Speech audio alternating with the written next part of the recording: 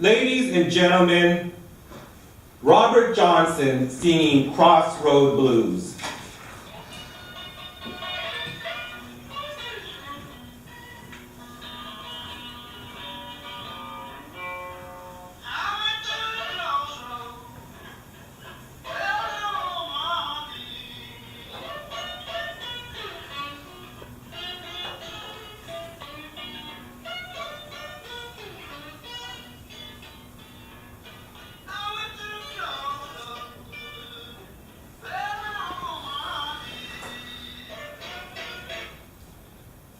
Ladies and gentlemen, you just heard a snippet of Robert Johnson, king of the Delta Blues, singing Crossroad Blues.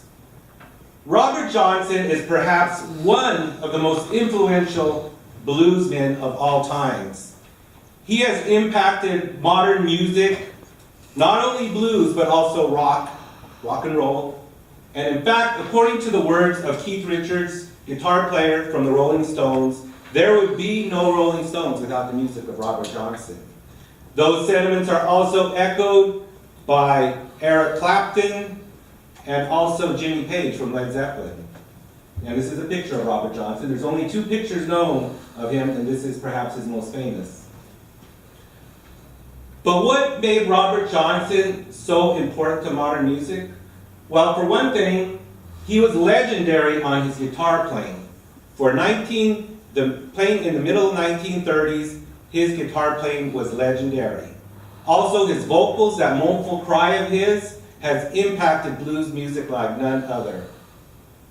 And also his songs. His songs, which are a mere 29 songs, are essentially a canon to blues music. They've made such an impact. So I'm going to share with you a little bit about his life. And he sung about Crossroad Blues. And I'm going to tell you about the story, which is history or myth. You could be the judge of meeting at the crossroads. Robert Johnson was born in 1911 in Mississippi to a family that was on a plantation. So this was a rural place, and he was expected to work on a farm like all the people in his family. But Robert Johnson did not aspire to work on a farm. He wanted to be a blues man, like some of the Mississippi Delta bluesmen that were in his area. In fact, he met another blues man, and they called him Son House. And he was also from the Mississippi Delta. And Robert Johnson, as a teenager, started following Son House from engagement to engagement. Robert Johnson wanted to play the guitar like his mentor, Son House, and sing the blues. Only problem was, Robert Johnson was a harmonica player. He was pretty good at the harmonica, adequate maybe at best, but he could play the harmonica. But he wanted to play the guitar. The only problem was, he was terrible at the guitar.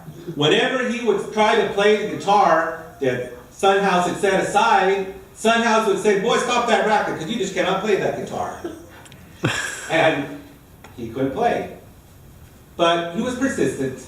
And actually one evening after they had done an engagement at a juke joint, that's what they called the places where they would dance at, Robert Johnson was walking home to Rosedale, Mississippi, where he was going to spend the evening at a female acquaintance's, because he was kind of a wanderer. He was just going to spend the night there because he really didn't have a place to stay.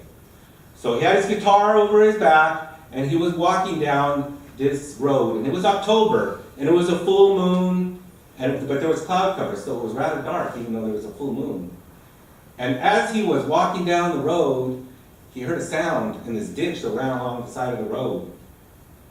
And he looked over and he heard these dogs, like they were snarling dogs, and they were started growling.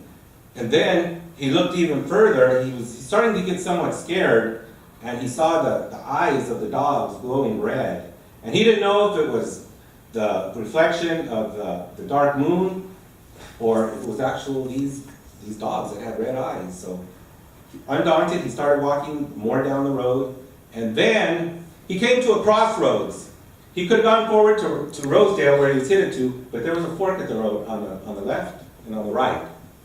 But he met this tall, dark man, all dressed in black, who was also a black-skinned man. And this gentleman said, Robert Johnson, I've been waiting for you. Robert Johnson, of course, he's kind of scared too on this dark road. And he says, what do you mean you've been waiting for me? He goes, I've been waiting for you, Robert Johnson, and I'm going to make a deal with you. He goes, you can be like all these other blues men here in the Delta, and your music is going to be forgotten and gone when you die. He goes, or you can make your deal with me, and your music is going to live forever. You are going to get skills that are unparalleled for anybody in your generation. But the deal is, you walk down that road, and your soul is forever mine. Robert Johnson looks somewhat perplexed and scared, of course.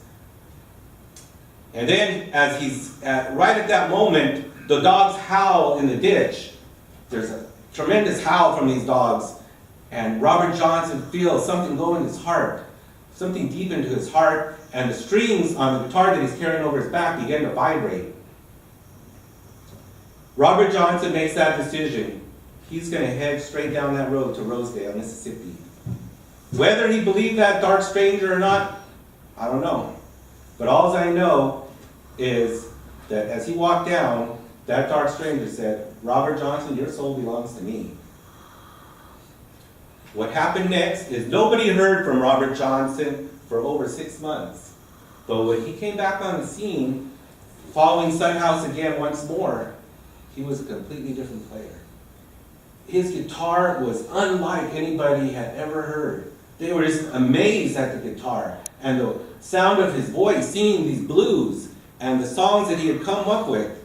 It was something that that generation of blues people had never heard. It was amazing. And in fact, in 1936 and in 37, he came to Texas. He made 29 recordings in San Antonio and in Dallas.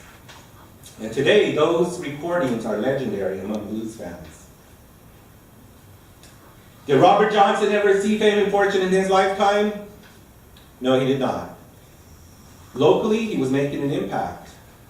But in 1938, only 1 year after he made his final recording, once again he was wandering around Mississippi playing the juke joints, and he started an affair with a married woman, and a jealous husband poisoned some whiskey that he was drinking. Robert Johnson died a slow, agonizing death. They say that at the end he was on all fours like a dog, foaming at the mouth, just howling in pain, and he died. Did Robert Johnson make a deal with the devil? Or, another story goes, how did he get such amazing abilities in such a short amount of time? No musician has ever done that in the history as we know it today. So how did he become the player he was? Well, there's actually another story that someone taught him. There was a man named Ike Zimmerman who they say took Robert Johnson under his wing, and for 6 months they would go to graveyards in Mississippi and late into the early morning practice their blues. And they say Robert Johnson just practiced real hard and became the player he is today. Or for them, and become the legend he was. So I present to you, you can be at the crossroads. You make the decision. How did Robert Johnson get his skills?